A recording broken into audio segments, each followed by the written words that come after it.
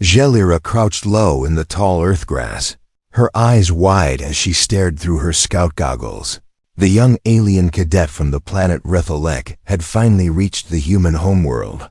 Her first solo mission, she had been trained to observe silently and send back detailed reports. But nothing in her training had prepared her for what she just heard on the human communication channel. A male voice had laughed and said, "Yeah man, sometimes I just eat her up." Then there was laughter, followed by a woman saying, "Oh, stop, you're making me blush." Jalira froze, her three-fingered hand clutching the recorder tightly.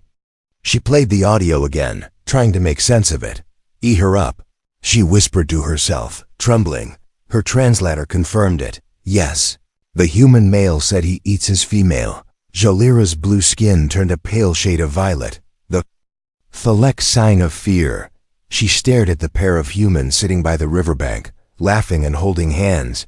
To them, it looked normal, but to her alien eyes, it was horror hiding behind charm. She had to send a warning if human males really consumed their mates, the entire galaxy was in danger. She pressed a button on her communicator and whispered in her native language. "Emergency update. Class a threat confirmed. Human males eat their mates, recommend quarantine or planetary strike."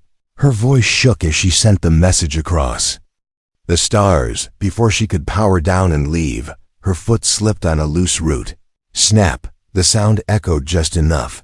The humans turned toward the trees. Jalira ducked, but it was too late. The male human stood and moved toward the trees, his eyes scanning the shadows. Jalira's breathing became fast and shallow. She couldn't fight her mission for bad violence unless attacked. But then he saw her. A scream got caught in her throat as the tall male stepped into view. He looked different up close, not terrifying, not angry. In fact, he looked concerned. "Hey," the human said, raising his hand slowly. "Are you okay?" Jalira backed up, her pulse racing. He took a step closer, and she stumbled and fell, twisting her leg. Pain shot through her side. She gasped, unable to rise. The human crouched down but didn't touch her. "You're not from around here," he said softly. Jalira bared her tiny fangs, not as a threat but from panic. He removed his jacket and gently placed it over her shoulders. To her surprise, it was warm, and it smelled of nature, pine and smoke. "I'm Ethan," he said. She didn't answer. He waited, then sighed. "Come on, you're hurt. Let me help." Jalira didn't know what to do. Her leg throbbed with pain. She had no weapon, no backup, and her ship was cloaked miles away. The human seemed kind, but wasn't that how predators lured prey? Still, she had no choice. Ethan gently lifted her, and she winced, but he was careful. His arms were strong, but he held her like she was glass. Jalira stared at his face, trying to read his mind, but all she saw was focus and kindness. He carried her through the woods, speaking softly now and then. She didn't respond, but she listened. "My cabin's not far. Don't worry, you'll be safe," he said. She didn't believe him, but her body was weak and cold after what felt like forever. They reached a small wooden cabin. It looked cozy. Smoke rose from a chimney, and soft lights glowed from inside. Ethan opened the door, brought her in, and laid her on a couch. He wrapped a blanket around her, started a fire, and even made warm tea. Jalira watched him from the corner of her eye. He moved carefully, saying gentle things to calm her. There were photos on the wall, him with other humans, smiling. A woman with him in several pictures, probably his mate. Jalira wondered, had he already eaten her? Ethan returned with a small medical kit. "Let me clean that cut, all right?" he asked. Jalira didn't move. He slowly touched her ankle, cleaned the wound, and applied a soft bandage. She waited for something terrifying to happen, but it didn't. Later that night, as she lay under thick blankets, Jalira heard Ethan in the other room. He was talking on a communication device. "Nah, she's strange, but harmless. I'll keep an eye on her, wouldn't hurt a fly." Then he laughed and said, "I could just eat her up, she's adorable." Jalira's eyes flew open. There it was again. That phrase, he said it again. She sat up slowly, her hands shaking. Had she walked into a human trap? Was Ethan waiting for the right moment to strike? She looked at the fire crackling in the fireplace, the smell of the tea still in the air. She thought about how gentle he had been, how he didn't hurt her, even when he had the chance, still. The fear was growing again. Jalira curled tighter under the blanket and whispered, "I must survive the night." Jalira woke to the smell of something cooking. Her eyes fluttered open. The soft blanket still wrapped around her. The cabin was quiet, filled with the warm crackle of the fireplace. Sunlight came through the wooden window slats, dancing across the floor. She sat up slowly, pain in her leg reminding her she was still hurt, still stranded, and still in the company of a human male, Ethan, the one who, according to her training, was supposed to be dangerous. A potential mate-eater, but he hadn't touched her in the night. He hadn't locked the door. He hadn't harmed her. He had even let her sleep in the warmest spot in the cabin while he slept in a chair across the room. She stared at him, still. Asleep, head tilted back, mouth slightly open. He snored a little. It was such a harmless sound, yet her fear lingered. Jalira's mind returned to the words he had spoken last night. "I could just eat her up," he had said. It made her shiver. What did that truly mean? Was it literal, or something else? She carefully got to her feet, holding onto the couch for balance. Her leg still hurt, but was wrapped tightly with soft material. His work, no doubt. She crept toward the kitchen, where a pot simmered on a strange metal box. The stove, she remembered from her training. The smell was strong, some kind of broth. She peered into the pot and saw slices of root vegetables and small chunks of meat floating in the brown liquid. Her heart pounded. Meat. But what kind? Animal, or something worse? A creak from the floor made her spin around. Ethan was awake, rubbing his eyes and yawning. "Morning," he said, voice rough from sleep. "You're up early." She stared at him, not answering. He raised his hands. Again, the same peaceful gesture as before. "Relax, it's just deer stew," he added, noticing where her eyes had gone. Deer is an animal, like a four-legged jumper, not sentient. She didn't understand every word, but enough to know it wasn't alien meat. Still, she remained silent. Ethan moved slowly, not wanting to startle her. He poured some stew into a bowl and placed it on the table. He didn't force her to eat. He didn't grab her. He just said, "If you're hungry," and walked away. Jalira sat down carefully and sniffed the bowl. Warm, salty, unfamiliar, but not unpleasant. She took a cautious sip, then another. Her stomach, empty since yesterday, growled in response. She finished the whole bowl before she even realized it. Ethan smiled from across the room. "Better?" She gave a small nod, the first sign of trust. Still, she didn't speak. That day passed slowly. Ethan fixed things around the cabin, tightened loose floorboards, stacked firewood, checked wires connected to the small satellite dish outside. Jalira watched everything, learning. She noticed how he hummed softly while working, how he petted a small animal that came from the woods, a cat. She learned he called it Whiskers, and it curled in his lap like it owned the house. The cat sniffed Jalira once, then settled next to her as if she were part of the family. She didn't move, confused by the creature's trust. No one back on Rotha Lake ever touched her without permission, let alone cuddled beside her. That night, she finally spoke. "What? Is eat her up?" Ethan dropped the spoon he was holding. Startled, he turned, mouth slightly open, surprised by her voice. "You can talk?" he said. Jalira nodded. "I learn," she said, slowly, carefully. "I listen." He walked over, sat on the floor a few feet from her, not too close, not too far. "Well," he said, scratching his head, "that's complicated." "Try," she whispered. Ethan sighed. "It's not real," he said. "Not literal, I mean. It's something humans say when we like someone a lot, like they're so cute or lovable, we pretend we want to eat them, like a figure of speech." Jalira blinked. "Speech?"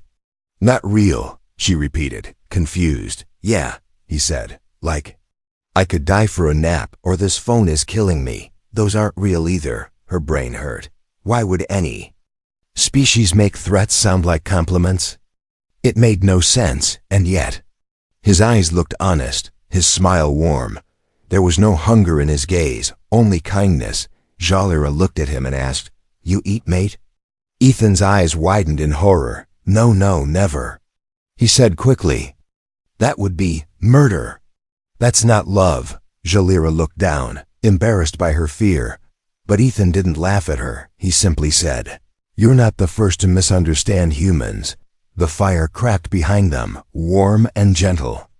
Jalira whispered, Then what is love? Ethan looked at her, then at the fire. It's care, he said. It's staying up all night for someone when they're sick, giving them your jacket even when you're cold, putting their safety above your own. She went quiet for a long moment, then she said, I don't know love. Ethan smiled softly.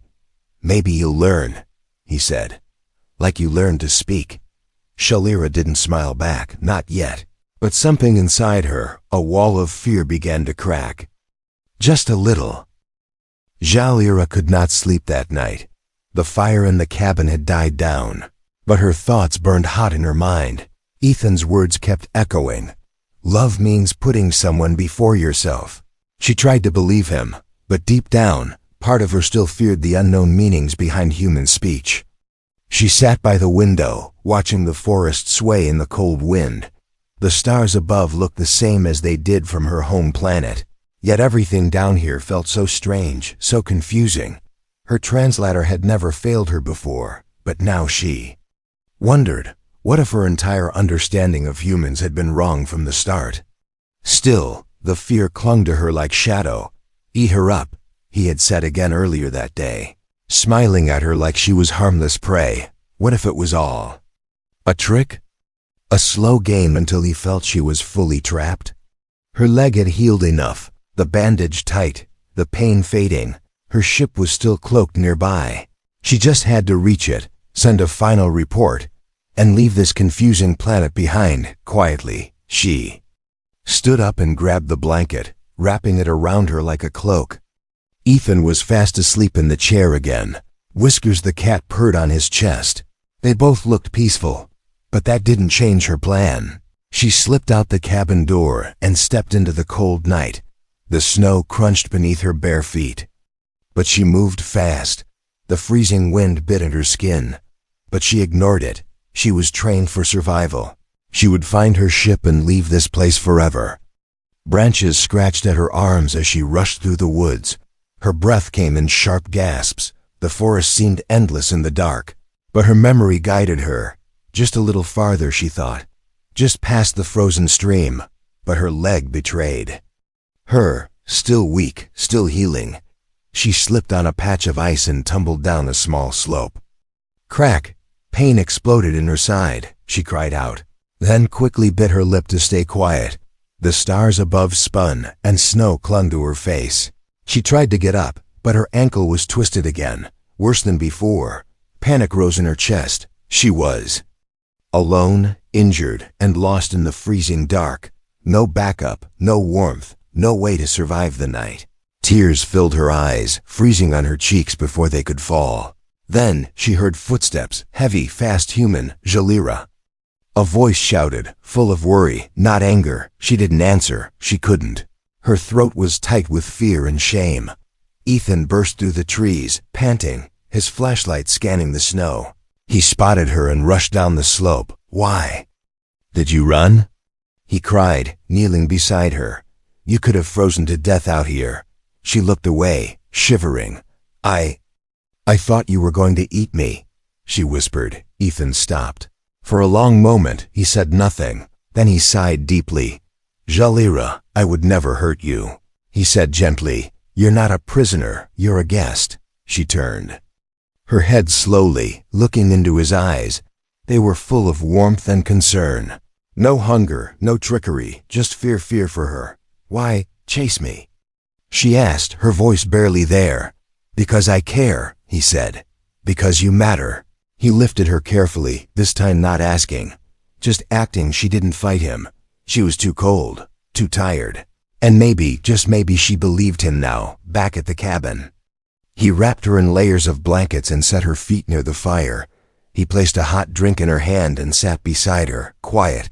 She stared at the cup, then at him. "I don't understand humans," she said. "You say strange things. But your actions are soft." Ethan smiled slightly. "Words can lie," he said, "but actions don't." She took a sip, warmth spreading through her chest. "On my planet," she said slowly, "we don't trust emotion. We calculate risk, logic. But I feel different now," he nodded. "Maybe that's because you're seeing what love looks like." Jalira tilted her head. "Love chases you into the snow?" He laughed softly. "Sometimes, yeah." There was silence for a while. Then she asked, "Will you teach me more?" Ethan looked surprised, but then nodded. "As long as you promise not to run off into the night again." She looked at her ankle, then back at him. "No promise," she said.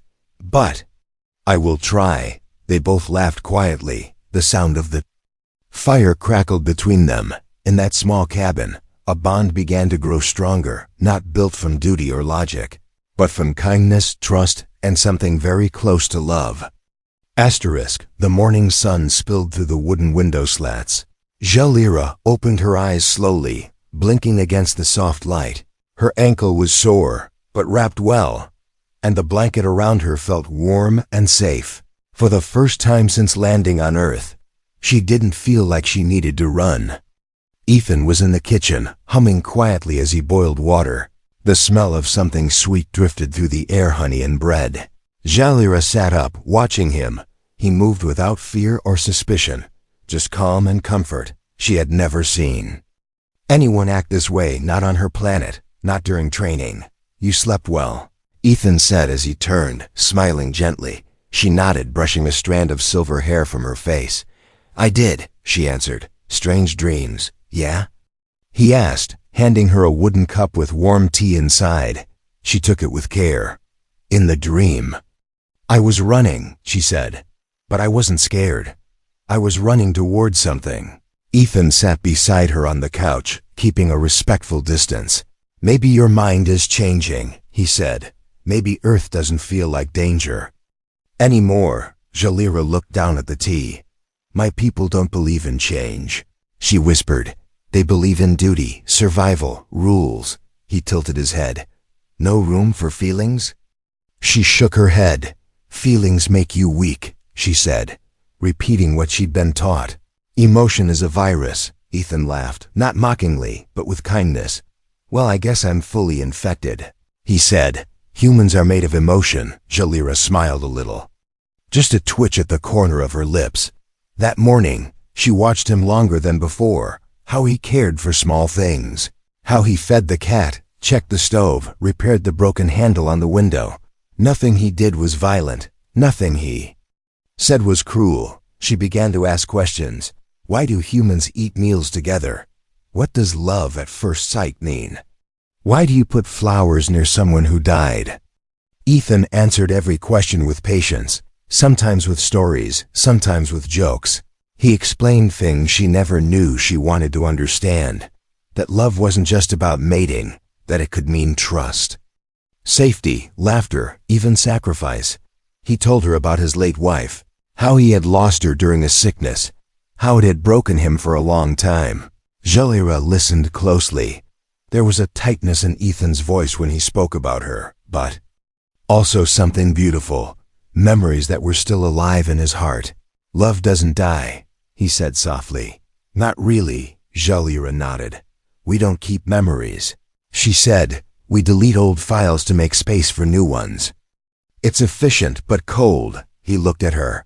"Maybe that's why you feel so lonely." Her chest ached at those words. She didn't know why. She didn't feel injured. But something inside her shifted. That evening, they watched an old human movie on his tablet, a romance filled with laughter and tears. Jalira didn't understand all the words, but she understood the emotions. Two people finding each other, growing closer, protecting each other. even when the world pulled them apart. At one scene, the man kissed the woman's forehead and said, "I could eat you up, you're so precious." Jalira froze, her fingers tightening on the edge of the blanket. She turned to Ethan, her voice trembling. "There it is again," she said. "That phrase." He paused the movie and looked at her gently. "It doesn't mean what you think," he said again. "It's not about violence. It's about wanting to be close to someone. Protect them, keep them near." She leaned back, taking a deep breath. "I think I understand now," she whispered. "You say you want to eat them, but what you really mean is you want to hold them." Ethan smiled. "Exactly." Jalira touched her chest lightly. "My heart. It feels strange," she said. "Fast, warm. Sounds like you're learning," he said, voice soft. "Learning what it means to care." Later that night, while Ethan made dinner, Jalira sat alone with a small recorder in her hand. She activated it and whispered in her native tongue. "Mission log update," she said. "Initial report was wrong. Human males do not consume their mates. They express love in strange ways, but I believe it is genuine. I am beginning to understand the meaning of emotion." She paused, then added, "I do not wish to return yet." She clicked the recorder off and hid it in her bag. She wasn't ready to send it, not yet, not until she was sure. Not until her heart stopped feeling this strange, warm fire every time Ethan smiled. That night, Jalira stayed awake longer than usual. The fire was low, casting flickering shadows on the walls of the small cabin. Ethan had gone to bed earlier, yawning after reading one of his old books. He didn't say much, just smiled, placed an extra blanket near her, and wished her good night. Jalira sat near the window, her silver eyes staring at the stars. Her home planet was out there, somewhere in the dark sky. So far away, and yet so small in her thoughts now. She used to count the days until she could return. Now she wasn't sure she even wanted to. Mind kept wandering back to Ethan's words from earlier. "It's about wanting to be close to someone," he had said. "Wanting to protect them, be near them." Was that what she was starting to feel? She didn't know. All she knew was that something inside her had shifted. She noticed Ethan's voice now, how it made her feel safe. She noticed his kindness, how he always asked before touching her. Even when she was hurt, he respected her. Space. She had never experienced that before, and tonight, as she walked quietly past his door to get more water, she saw something she hadn't expected. The door was half open. Inside, Ethan slept without a shirt. His chest rose and fell slowly with each breath. There were scars across his skin, some old, some recent. His body looked strong but also tired. Jalira froze in place, not out of fear, but something else. She didn't know why she stared. Her species did not focus on physical attraction the way humans did. Yet something about the way Ethan lay there, unguarded, peaceful, made her feel soft. She looked away quickly, feeling heat rise to her cheeks. What was this feeling? Was it wrong? Was it curiosity? Or something deeper? Back in the main room, she sipped her water and took deep breaths. Her fingers trembled. She wasn't scared anymore, but she wasn't calm either. The next morning, Ethan acted like nothing had happened. He made breakfast, fed Whiskers the cat, and asked if her leg felt better. She answered with short replies, unsure of her own thoughts, but throughout the day, her eyes kept finding him. When he smiled, her chest tightened. When he laughed, her ears twitched, trying to catch the sound longer. "Jalira," he said gently while fixing the solar panel near the cabin. "Are you feeling all right?"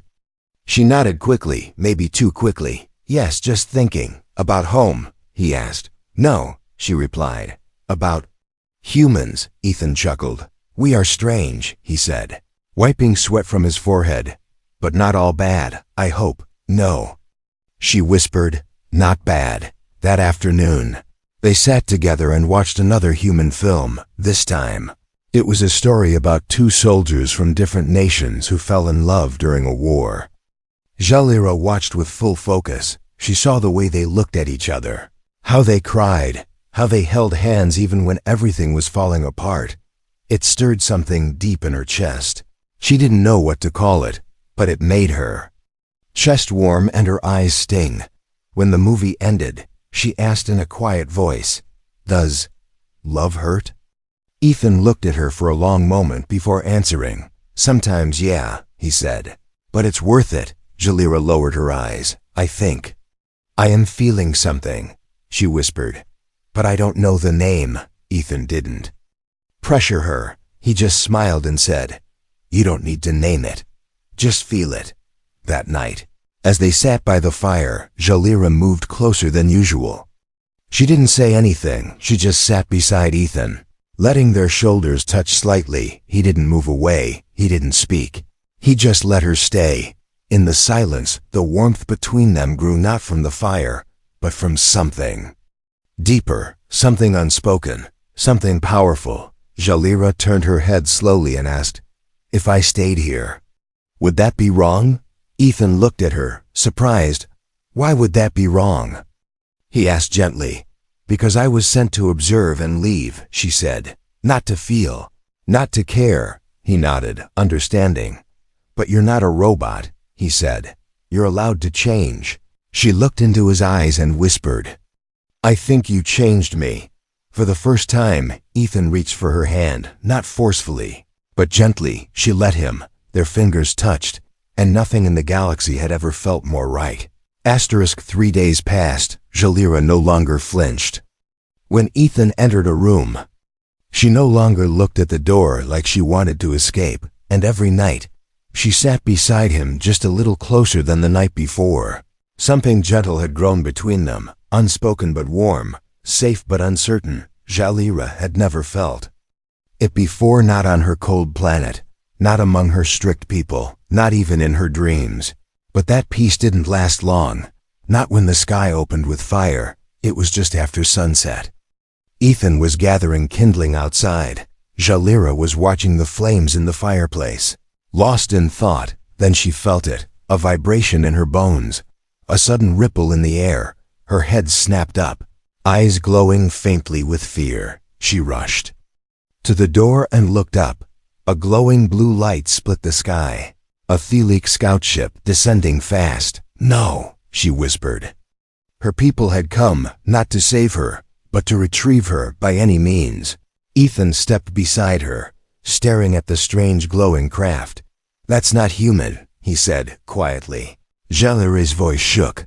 "They're mine." Ethan looked at her, confused. "Your people?" She nodded slowly. "They think I've been captured, or worse, turned. They don't understand what I've learned here."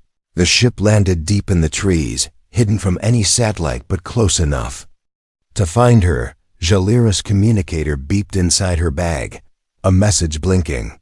"Stand by for extraction. Purge protocol if compromised." She dropped the device as if it burned her fingers.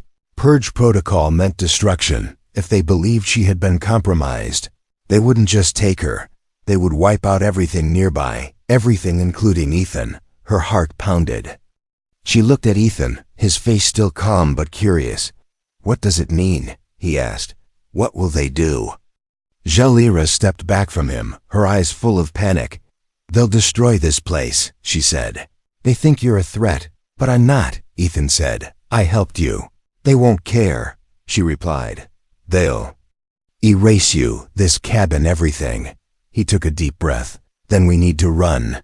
She shook her head. "No use," she said. "They'll track me no matter where I go. Then what do we do?" he asked. Jalira's hand shook as she reached into her bag and pulled out the emergency beacon, the one tool that could stop the purge if she acted fast.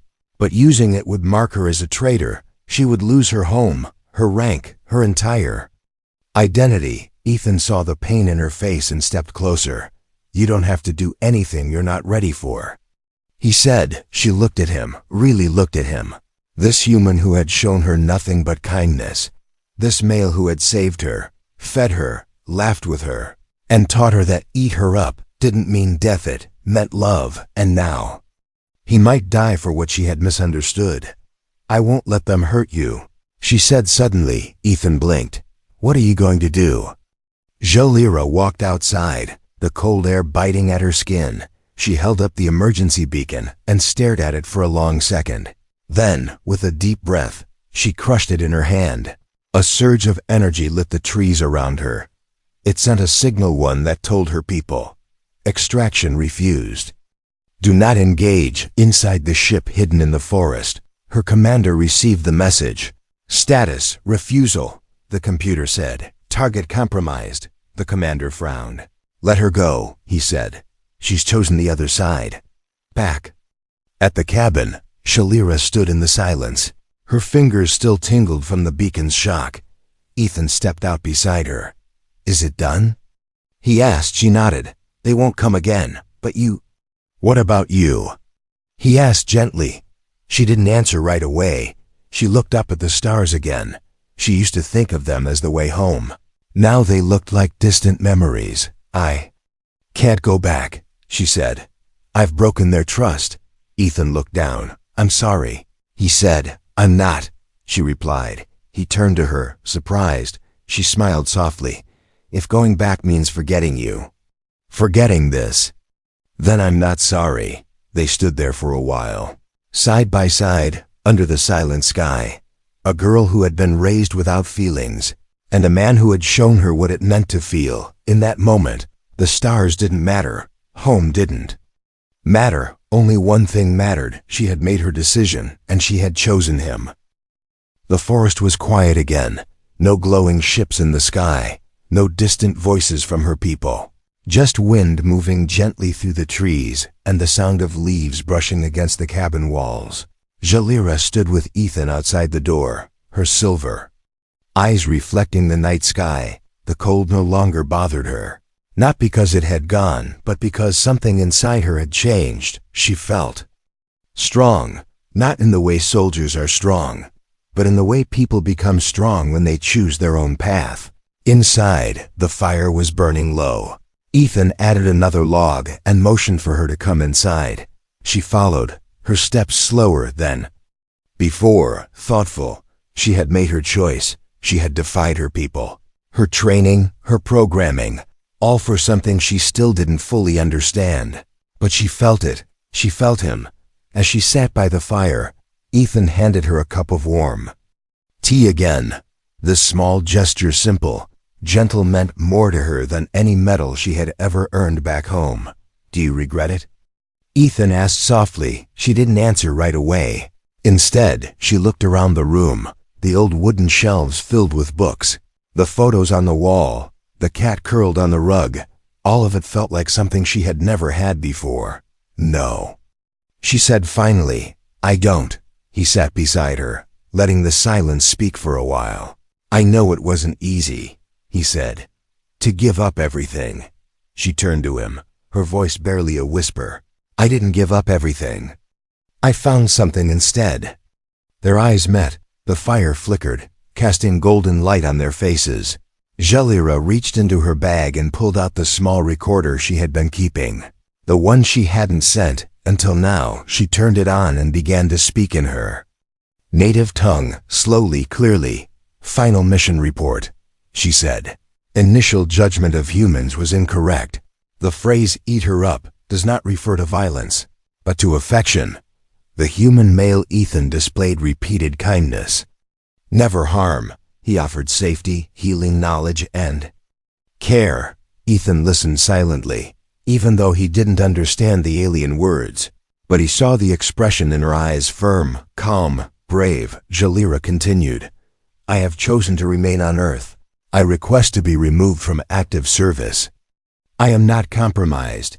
I am evolved. She pressed the button, saved the file, and dropped the recorder into the fire. Ethan's eyes widened slightly.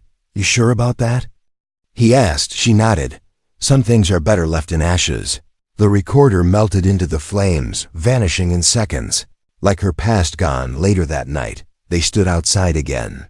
The stars above them looked the same, but Jalira didn't feel like a visitor anymore. This world, so wild, so emotional, so full of contradictions, felt like hers now. I don't know what comes next, she said, her voice softer than ever. Ethan looked at her, smiling gently. Neither do I, he replied. But maybe that's what makes it special. She took a deep breath. On her planet, feelings were controlled, regulated, monitored. Here, they were messy and unpredictable, but also beautiful. I thought humans were dangerous, she said quietly. Ethan chuckled. We are, he said, teasing. Especially when we fall in love. She turned toward him slowly. What if I'm falling? She whispered. He stepped closer. Then I'll catch you. There was a moment of stillness then, for the first time. Jalira reached for his hand, not because she needed help walking, but because she wanted to hold it. Their fingers touched. No translators, no barriers, no misunderstandings, just warmth. I still don't understand everything, she said. You don't have to, Ethan replied. You're here. That's enough. And then, without fear, without confusion, Jalira leaned forward and pressed her forehead gently against his, a gesture of closeness in both their cultures, a shared sign of trust, of beginning something new. I thought eat her up meant danger, she whispered, smiling faintly. Ethan smiled too. And now? He asked. Now I think it means something sweet, she said. Something human, he chuckled. Well, I won't eat you up, he said. But I might keep you close. She didn't pull away. I wouldn't mind that, she whispered, and under the quiet stars, in a cabin far from her cold world, Jalira, once a soldier, once a spy, once afraid, became something else, not human, not alien, just someone who had finally discovered the meaning of love.